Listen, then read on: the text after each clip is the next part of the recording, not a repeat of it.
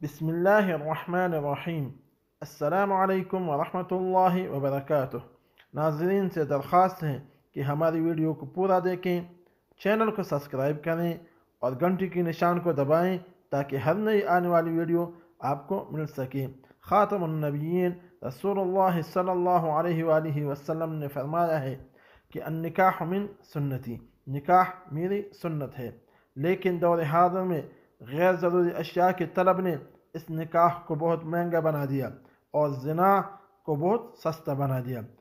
सोने चांदी और जहेज़ की तलब ने बहुत सारी लड़कियों के बालों में चांदी लगा दी, उनके बाल घर में बैठे बैठे सफ़ेद हो गए, लेकिन निकाह न कर सकें। वजह सोने और चांदी और जहेज़ की तलब ने और उनकी बढ़ती हुई कीमतों ने निकाह को बहुत महंगा बना दिया।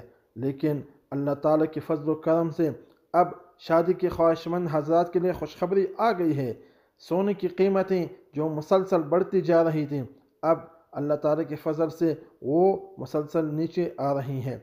इसलिए जो हज़रात शादी का इरादा रखते हैं, अल्लाह ताला के फजल करम से वो अपनी शादी की तैयारी पकड़ लें। अल्लाह ताला उनको नेक व सालिह, मुत्तकी व परहेज़गार बीवियाँ अता फरमाए और इन दोनों को शादी के बाद अल्लाह ताला नेक व सालिह औलाद भी नसीब फरमाए। आमीन सुम्मा आमीन या रब्बुल आलमीन।